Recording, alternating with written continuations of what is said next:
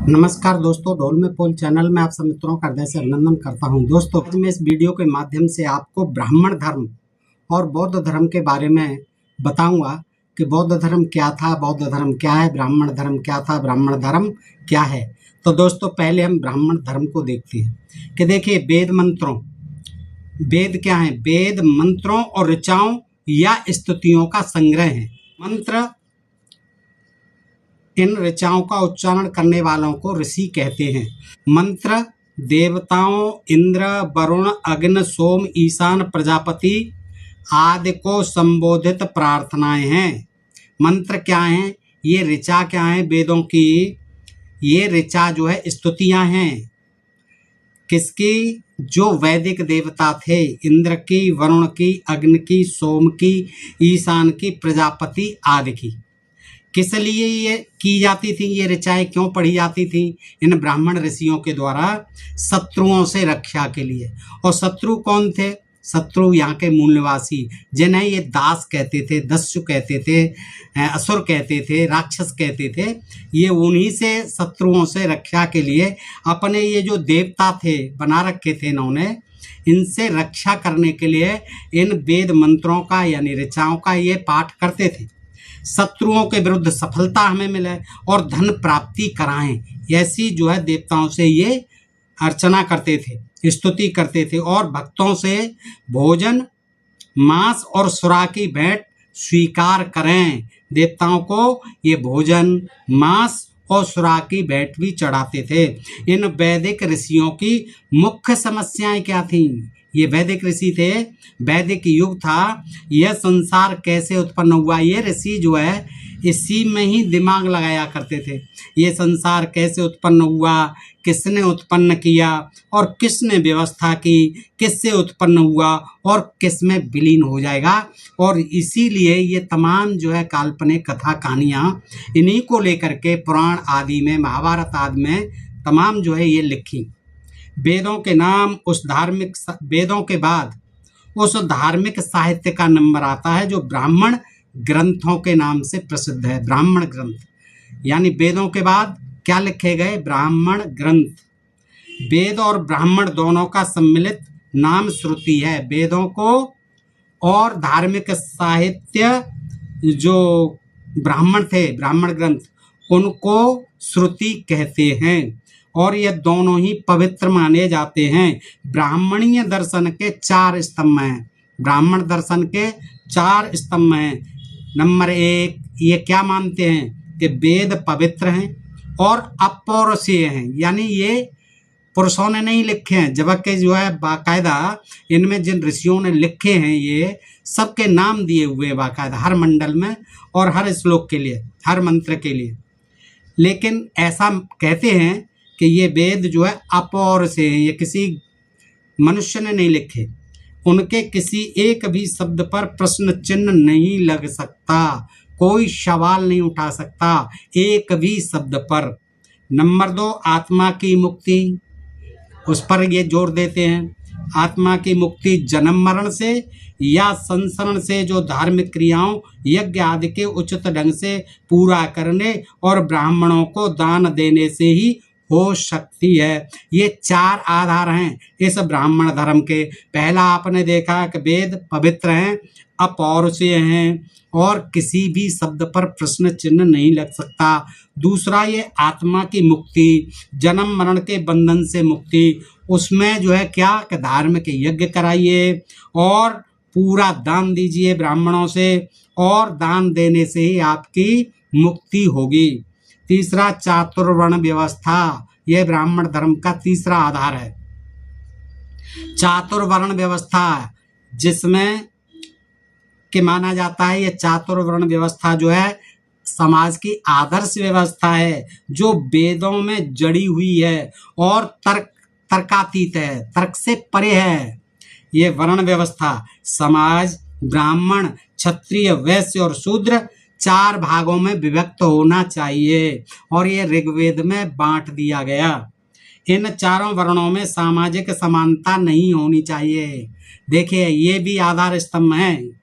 ये देखिए कि वेदों में साफ लिखा हुआ है कि 4 वर्ण हैं ब्राह्मण क्षत्रिय वैश्य शूद्र। विराट पुरुष के मुंह से ब्राह्मण निकले और क्षत्रियों से वो भुजाओं से क्षत्रिय निकले, जंघाओं से वैश्य निकले और पैरों से शूद्र निकले। ये ऋग्वेद में है। तो इन 4 वर्णों में कोई समानता नहीं होना चाहिए। 4 वर्णों में समाज जो है विभक्त होना चाहिए और अधिकारों और विशेष सुविधाओं का उपभोग क्रमशः क्रमिक असमानता के आधार पर ही रहना चाहिए। यानी ऊपर सबसे ज़्यादा अधिकार, उससे कम, फिर नीचे, फिर उससे कम नीचे, फिर उससे कम नीचे। तो ये जो है क्रमिक आधार पर, असमानता के आधार पर ही यानी सुविधाएं और अधिकार मिलने चाहिए। हर वर्ग की जीविका का साधन या पेशा निश्चित हो। बिल्कुल निश्चित है कि हर वर्ग की जीविका किससे चलेगी, उसे कौन सा पेशा करना है, ये भी निर्धारित है इन वेदों में। वह अपना ही पेशा कर सकता है, किसी दूसरे के पेशे में दखल नहीं दे सकता। यानी जिस वर्ण का जो पेशा है वो उसी में ही व्यस्त रहेगा, वही करेगा। दूसरे पेशे के लिए वो बिल्कुल सोचेगा भी नहीं, उसमें कोई दखल नहीं दे सकता। शूद्रों व सभी स्त्रियों के लिए शिक्षा निषिद्ध है। ये देखिए ब्राह्मण धर्म के कठोर प्रतिबंध समाज को किस तरह से बांटा गया, और शूद्र और सभी स्त्रियों के लिए शिक्षा बिल्कुल वर्जित है, निषिद्ध है। एक नियम यह भी था कि आदमी के जीवन में 4 आश्रम होंगे, वर्णाश्रम। इन आश्रमों से उच्च वर्ग के पुरुष मात्र लाभ उठा सकेंगे, ब्रह्मचर्य, गृहस्थ, वानप्रस्थ, संन्यास। और इससे क्या होगा कि जो उच्च वर्ग के पुरुष हैं इन आश्रमों से केवल वही लाभ उठा पाएंगे। स्त्रियों और शूद्रों के लिए पहला ब्रह्मचर्य आश्रम और चौथा संन्यास आश्रम वर्जित रहेगा। यानी शूद्र और स्त्री ब्रह्मचर्य का पालन नहीं करेंगे, ब्रह्मचर्य आश्रम में बिल्कुल नहीं रहेंगे। और जो चौथा है संन्यास, संन्यास का इन्हें कोई अधिकार नहीं होगा। और वही आज तक चला रहा है कि केवल ब्राह्मण वर्ग को ही सन्यासी बनने का और कथा भागवत पढ़ने का, शिक्षा का, संस्कृत पढ़ने का सारे अधिकार आज भी सुरक्षित है। ब्राह्मणीय दर्शन का चौथा स्तंभ है कर्म का सिद्धांत। चौथा स्तंभ क्या है? कर्म का सिद्धांत। यानी कर्म किए जा फल की इच्छा मत कर रे इंसान, बस करते रहिए निष्काम कर्म, कामना मत करिए कर्म के फल की। ये गीता में साफ कह दिया श्री कृष्ण ने। तो ये चौथा स्तंभ है कर्म का सिद्धांत। ये आत्मा के संसरण के सिद्धांत का एक भाग है, अर्थात पिछले जन्मों के कर्म के आधार पर दूसरा जन्म मिलेगा। ये गीता में भी लिखा हुआ है। जो शूद्र हैं और जो स्त्रियां हैं आज की, ये जो है पिछले जन्म के पापों के कारण हैं। ये शूद्रों का जो जन्म है वो पिछले जन्म के पापों के कारण है। ये चौथा स्तंभ है। अब इसके बाद आते हैं उपनिषद। वेदों की बात हो गई। उपनिषद भी वैदिक वांग्मय का हिस्सा माने जाते हैं, वैदिक वांग्मय का हिस्सा माने जाते हैं, यद्यपि वे श्रुत बाह्य हैं। उपनिषदों श्रुत यानी वेदों से वो बाह्य माने जाते हैं। उपनिषदों की संख्या काफी बड़ी है। उनमें से कुछ ब्राह्मणवाद की विरोधी हैं उपनिषद, परंतु सर्वसम्मति से यह मानते हैं कि वैदिक अध्ययन अविद्या का ही अध्ययन है। ये माना जाता है कि ये वैदिक अध्ययन ये भी क्या है? अविद्या का ही अध्ययन है। अपुर से भी स्वीकार नहीं करते इन वेदों को, अपौर से भी स्वीकार नहीं करते ये उपनिषद वाले। या ब्राह्मणीय दर्शन की प्रधान स्थापनाओं, ब्राह्मण धर्म की प्रधान स्थापना क्या है? जैसे यज्ञ, उसके फल, श्राद्ध और ब्राह्मणों को दिए जाने वाले दानों के महात्म को भी नहीं मानते उपनिषद। उपनिषदों में ये जो है नहीं माना जाता कि ब्राह्मणों को दान दिया जाए या उनसे यज्ञ कराया जाए, उसका फल क्या है, श्राद्धों का फल क्या है, इसको वो बिल्कुल नकारते हैं, बिल्कुल नहीं मानते उपनिषद वाले। किंतु इनकी चर्चा का, उपनिषदों की चर्चा का मुख्य विषय क्या है? ब्रह्म और आत्मा। ब्रह्म ही सत्य है। उपनिषदों का मानना है कि आत्मा और ब्रह्म एक ही है। ये कहते हैं आत्मा और ब्रह्म एक ही है। किंतु बुद्ध को ब्रह्म की वास्तविकता का कोई प्रमाण नहीं मिला। उपनिषदों ने कहा कि आत्मा ही ब्रह्म है, ब्रह्म ही आत्मा है, तो बुद्ध ने बहुत खोजबीन की, तथागत बुद्ध ने तो, लेकिन उनको कहीं भी ब्रह्म की या आत्मा की वास्तविकता का कोई नामो निशान नहीं मिला। अतः उन्होंने उपनिषदों की स्थापना को नकार दिया कि ये कुछ नहीं है। बुद्ध ने इनकी उपनिषदों की स्थापना को नकार दिया, उसे शुद्ध कल्पना समझा ब्रह्म और आत्मा को और अस्वीकार कर दिया। तक जो है ये ब्राह्मण धर्म की जो मुख्य बात थी, जो 4 आधार स्तंभ थे, उनको मैंने बताया। अब मैं आता हूँ तथागत बुद्ध और उनके धर्म की तरफ। आइए, जिस समय गौतम ने प्रवज्ञा ली, देश में बड़ी मानसिक उथल पुथल थी। ब्राह्मणीय दर्शन के अतिरिक्त कोई 62 दार्शनिक मत और थे और सभी ब्राह्मणीय दर्शन के विरोधी थे। कौन? जो 62 दार्शनिक मत थे, इनमें कम से कम 6 ध्यान देने योग्य थे, जिनमें से एक मखली गोशाला का नियतिवाद था। कौन सा? नियतिवाद। किसका? मखली गोशाला का। आज भी भारतीय इससे बहुत प्रभावित हैं। यह मत पूर्व निश्चयवाद था, मखली गोशाला का नियतिवाद। इसके अनुसार न कोई कुछ कर सकता है और न होने से कोई रोक सकता है, न कोई दुख को दूर कर सकता है और न उसे कोई घटा बढ़ा सकता है। आदमी पर संसार में जो कुछ बीतने को है वह बीत कर ही रहता है। कहते हैं ना, होनी होकर ही रहती है, कोई कुछ नहीं कर सकता। आदमी भाग्य के हाथ का खिलौना है, ये भी मानते थे नियतवाद वाले। कुछ नहीं है, आदमी के भाग्य में जो लिखा है वो उसे भोगना है। वह किसी भी तरह अपने बंधनों को नहीं काट सकता। बुद्ध को इन 6 दर्शनों में कोई भी ठीक नहीं लगा। यह सब ऐसे आदमियों के विचार थे जो या तो निराशावादी थे या फिर किसी भी भले बुरे परिणाम के प्रति उदासीन थे। बुद्ध ने कार्यकरण के प्रसिद्ध नियम को उसकी शाखाओं प्रशाखाओं सहित प्रतीत समुत्पाद के रूप में मान्य ठहराया। किसको? कार्यकरण के प्रसिद्ध नियम को। निराशावादी दृष्टिकोण का खंडन किया और इस मूर्खतापूर्ण बात का भी खंडन किया कि ईश्वर ने आदमी और संसार का भविष्य पहले से निश्चित कर रखा है। यानी ईश्वर ने पहले से ही आदमी का भाग्य जो है, भविष्य जो है बना रखा है। इसको भी बुद्ध ने नकारा। उन्होंने इस सिद्धांत को भी अस्वीकार किया कि पूर्व जन्म में किए गए कर्मों में कुछ ऐसी सामर्थ्य है कि वे इस जन्म में दुख और कष्ट का कारण हो सकते हैं। बुद्ध ने ये नकार दिया कि हमने, भाई कहते हैं ना, पिछले जन्म में ऐसे कर्म किए थे जिससे हम शूद्र बने हैं, ऐसे घर में जन्म मिला है, गरीबी में पल रहे हैं, गरीबी में जन्म मिला। तो ये सब क्या है? ये जो है तथागत बुद्ध ने इसको बिल्कुल ही नकार दिया और उनके रहते इस जन्म के कार्य कुछ भी नहीं कर सकते।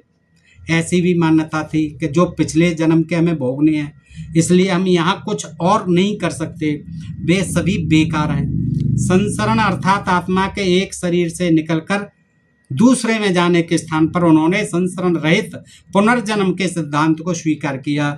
बुद्ध ने पुनर्जन्म को तो स्वीकार किया, लेकिन ये नहीं माना कि एक शरीर से आत्मा निकल करके दूसरे शरीर में प्रविष्ट करती है। इसको उन्होंने नकार दिया।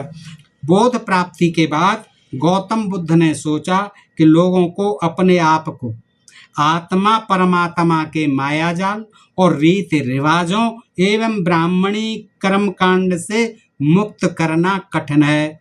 ये बुद्ध ने माना, सोचा कि भाई यहाँ जो है आत्मा परमात्मा का बड़ा मायाजाल है, तमाम रीति रिवाज हैं, परंपराएं हैं और ये ब्राह्मणी कर्मकांड हैं, इससे जनता को मुक्त कर सकना बड़ा कठिन है। यह उन्होंने संसार को बदलकर श्रेष्ठतर बनाने का निश्चय किया कि मैं बदलूंगा, इस संसार को श्रेष्ठ बनाऊंगा, इससे अच्छा बनाऊंगा और सद्धर्म का उपदेश देने का संकल्प किया। क्या संकल्प किया? सतधर्म, सच्चा धर्म क्या है उसके उपदेश देने का बुद्ध ने संकल्प लिया। सारनाथ में अपने 5 पुराने साथियों को पहली बात यह बताई कि उनके सद्धर्म में आत्मा और परमात्मा से कोई लेना देना नहीं है। अपने 5 साथियों को उन्होंने कहा कि भाई देखो, हमारे इस सद्धर्म में आत्मा और परमात्मा का कोई मतलब नहीं है। मरने के बाद क्या होता है उससे कोई सरोकार नहीं है। क्या होता है? कोई सरोकार नहीं। जो होता है होने दो, कुछ नहीं होता। मरने के बाद क्या होता है उससे कोई सरोकार नहीं है। कर्म कांड के क्रियाकलापों से भी कोई मतलब नहीं है हमारे सद्धर्म में। उनके धर्म का केंद्र बिंदु है आदमी। बस हमारे सद्धर्म का केंद्र बिंदु क्या है? केवल आदमी। इस पृथ्वी पर रहते समय आदमी का आदमी के प्रति क्या कर्तव्य होना चाहिए, ये था सद्धर्म। पहले उन्होंने किसको चुना केंद्र बिंदु? आदमी को। और इस पर जोर दिया उन्होंने कि जो पृथ्वी पर जितने भी आदमी हैं तो आदमी का आदमी के प्रति क्या कर्तव्य होना चाहिए। यदि आदमी पवित्रता के पथ पर चले, शील के मार्ग को अपनाए तो दुख का निरोध हो सकता है। पवित्रता या अच्छाई बुराई के 5 मापदंड हैं। हिंसा, चोरी, असत्य, व्यभिचार और नशा न करना। महात्मा बुद्ध ने वेदों के अपौर से होने का और तर्कातीत होने के सिद्धांत का खंडन किया। उनकी राय में कोई बात ऐसी हो ही नहीं सकती जो गलत होने की आशंका से परे हो। ऐसी कोई बात नहीं हो सकती कि जो गलत नहीं हो सकती या जो गलत होने की आशंका से परे हो। या अंतिम सत्य उनके लिए विचार की स्वतंत्रता अधिक महत्व की बात थी और उसे वे सत्य प्राप्ति का एकमात्र साधन मानते थे। किसको? स्वतंत्रता, विचारों की स्वतंत्रता, और उसको वो सत्य प्राप्ति का एकमात्र साधन मानते थे। दूसरे के कल्याण के लिए आत्म परित्याग को ही बुद्ध ने सच्चा यज्ञ कहा। किसको सच्चा यज्ञ कहा? कि दूसरों के कल्याण के लिए अपना त्याग करना, आत्म परित्याग करना, ये सच्चा यज्ञ है। आत्म स्वार्थ के लिए किसी देवता को प्रसन्न करने के उद्देश्य से पशुओं की बलि देने को झूठा यज्ञ बताया। क्या बताया? कि किसी देवता को प्रसन्न करने के लिए, अपने स्वार्थ पूर्ति के लिए जो हम यज्ञ करते हैं, पशुओं की बलि देते हैं, ये सब झूठे यज्ञ हैं। यज्ञ यदि आत्मा के मोक्ष के लिए किए जाते हैं तो बुद्ध उसे करने के पक्ष में नहीं थे बिल्कुल भी। कि जो यज्ञ कह के, जो यज्ञ यह बता करके कि ये आत्मा की मोक्ष के लिए, इसका भी उन्होंने खंडन किया कि कोई यज्ञ जो है आत्मा की मोक्ष के लिए नहीं होता। बुद्ध को यज्ञ और चातुर्वर्ण व्यवस्था दोनों ही बहुत बुरी लगती थी। क्या? यज्ञ और ये चातुर्वर्ण व्यवस्था जो है चतुर्वर्णी, इसको वो बहुत बुरा मानते थे। वे एक खुले और स्वतंत्र समाज के पक्षपाती थे। ब्राह्मणवाद समानता का शत्रु है। उसके प्राण क्रमिक असमानता में ही बसते हैं। ब्राह्मणवाद के प्राण किस में बसते हैं? असमानता में। ब्राह्मणवाद किसका विरोधी है, किसका शत्रु है? समानता का, जो क्रमिक घृणा और जुगुप्सा की भावना उत्पन्न करते हैं, जिससे समाज में स्थायी संघर्ष बना रहता है। बुद्ध को स्पष्ट था कि चातुर्वर्ण व्यवस्था स्वार्थ से प्रेरित है। ये चतुर्वर्णी व्यवस्था और गलत है। इस व्यवस्था से सबके कल्याण की आशा नहीं की जा सकती। देखिए कितना जो है दूरदृष्टि थी, कितना जो है सम्यक ज्ञान था। वो जानते थे कि ये जो चतुर्वर्णी व्यवस्था है इससे समाज का हित ही होना है। ये जो है समाज को विखंडित करेगी, समाज को छिन्न भिन्न करेगी और इससे समाज के किसी कल्याण की आशा नहीं की जा सकती।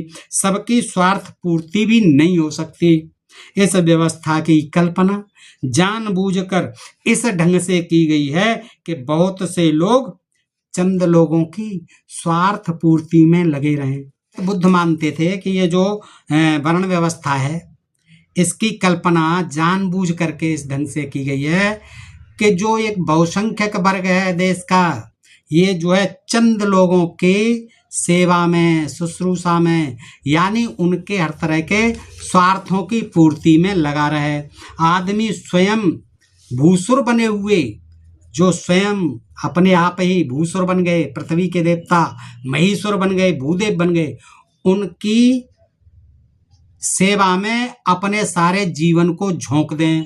तय शूद्र और स्त्रियां जिनकी मानवता को ब्राह्मणवाद ने छिन्न भिन्न कर दिया था, सर्वथा शक्तिहीन थी, आज भी हैं सर्वथा शक्तिहीन, और इस अत्याचार के विरुद्ध कभी सिर नहीं उठाया, आज भी नहीं उठा सकती। शूद्र और स्त्रियां जो है, बेशक इनके साथ कुछ भी होता रहे, ज्ञान प्राप्त करने का इनको कोई अधिकार नहीं, अज्ञानी बने रहे, अशिक्षित बने रहे, और ये कभी नहीं जान पाए कि किसने उन्हें इस दुर्दशा तक पहुंचाया है, समझ ही नहीं पाए कि ये किसने किया हमारे साथ है। अतः ब्राह्मणवाद से विद्रोह करने के बजाय वे उसके भक्त और समर्थक बन गए। स्त्रियां और शूद्र आज भी हैं, देखिए भक्त बनते जा रहे हैं, कभी विचार में ही नहीं लाते कि इस ब्राह्मणवाद ने हमको कहाँ से कहाँ पहुंचा दिया है। शूद्रों से शस्त्र धारण करने का अधिकार भी छीन लिया गया था, कुछ नहीं रख सकते थे। शस्त्र और शास्त्र का, शिक्षा का, सारे संपत्ति का, सारे अधिकारों से वंचित कर रखा। कैसे करोगे विद्रोह, कैसे समझोगे हमारी चालों। शूद्रों अतः वे स्वार्थी और छली ब्राह्मणों, शक्तिशाली क्षत्रियों और धनी वैश्यों के भयानक षड्यंत्र के शिकार बने रहे, और आज भी शिकार ही हैं। यह भगवान की बनाई हुई व्यवस्था बताई गई। क्या बताई गई?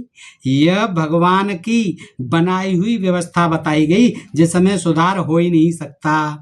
आज भी शूद्र भाइयों में कोई सुधार नहीं हो सकता, स्त्रियों में कोई सुधार नहीं हो सकता। ये दोनों ही वर्ग जो है इस ब्राह्मणवाद के पक्के भक्त हैं आज भी। इन्हीं कारणों से बुद्ध ने ब्राह्मण धर्म को सद्धर्म का या जीवन के लिए सच्चे धर्म का परम विरोधी मानकर उसे अस्वीकार कर दिया। ब्राह्मण धर्म को कि ये मानवता विरोधी है। ये बुद्ध ने जहाँ कुलीन, यश, कश्यप बंधुओं, सारे पुत्र मौदगालयन आदि राजाओं में मगध के राजा बिंबसार, कौशल के राजा प्रसेनजित और उनके खजांची अनाथ पिंडक आदि को धर्म की दीक्षा दी, वहीं वैश्यापुत्र जीवक, नाई उपाली, अछूत सोपान, सुधिप, सुमंगल, कुष्ठरोगी, सुप्रबुद्ध को भी संघ में सम्मिलित किया। सद्धर्म में सभी समान हैं। स्त्री पुरुष की समानता के लिए उन्होंने अपनी माता महाप्रजापति, पूर्व पत्नी यशोधरा, प्रकृति नाम की चंडालिका और इसी प्रकार दलित और अपराधी अंगुलीमाल आदि को सद्धर्म का उपदेश दिया। उन्होंने अपने धर्म में अपना कोई विशिष्ट स्थान नहीं रखा। जैसे कि ब्राह्मण धर्म में ब्राह्मणों ने अपने को सर्वोच्च बना रखा है, न अपने को कोई अवतार या ईश्वर का पुत्र या ईश्वर का दूत घोषित किया भगवान बुद्ध ने, तथागत बुद्ध ने। उन्होंने कभी किसी को मुक्त करने का भी आश्वासन नहीं दिया है कि हमारी शरण में आओ, हम आपको मोक्ष दिलाएंगे, आपका उद्धार करेंगे। ऐसा भी उन्होंने, तथागत बुद्ध ने किसी को आश्वासन नहीं दिया। उन्होंने कहा कि वे मार्ग के दाता हैं, वो मार्ग बताने वाले हैं, मार्ग बता सकते हैं, सतमार्ग बता सकते हैं, हम मोक्षदाता नहीं हैं। उन्होंने अपने या अपने शासन के लिए किसी तरह की अपौरुषेयता का भी दावा नहीं किया। उन्होंने अपने या अपने शासन के लिए किसी तरह की अपौरुषेयता का दावा नहीं किया कि हम अपौरुषेय हैं, हमारा धर्म जो है अपौरुषेय है। उनका धर्म मनुष्यों के लिए एक मनुष्य द्वारा आविष्कृत धर्म है। उनका धर्म क्या है? सद्धर्म, यानी बौद्ध धर्म क्या था और क्या है? मनुष्यों द्वारा, मनुष्यों के लिए, मनुष्य द्वारा आविष्कृत किया हुआ धर्म है। बुद्ध के धर्म के संबंध में लिखने वाले अनेक प्राचीन इतिहास के पंडित हैं, किंतु उनका बौद्ध धर्म का अध्ययन आकस्मिक है। बुद्ध का एक सामाजिक संदेश है जिसको आधुनिक लेखकों ने दफना दिया है। बुद्ध ने अपने धर्म को सद्धर्म कहा है, जिसमें शरीर, वाणी और मन की पवित्रता है। उनका निर्वाण मरणांतर आत्मा की मुक्ति नहीं है, बल्कि संसार में प्राणी का सुख है। निर्वाण क्या है? संसार में प्राणी का सुख है, आत्मा की मुक्ति नहीं, मरणांतर, जो राग द्वेषाग्नि को शांत करने से होता है। उन्होंने कहा था कि लोभ से लुब्ध और द्वेष से दुष्ट और मोह से मूढ़ चित्त से आदमी अपने दुखों से दुखी रहता है। किससे? लोभ से, द्वेष से, मोह से। इनसे जो है लोग दुखी रहते हैं, दूसरों के दुखों से दुखी रहते हैं, मानसिक वेदना और पीड़ा अनुभव करते हैं।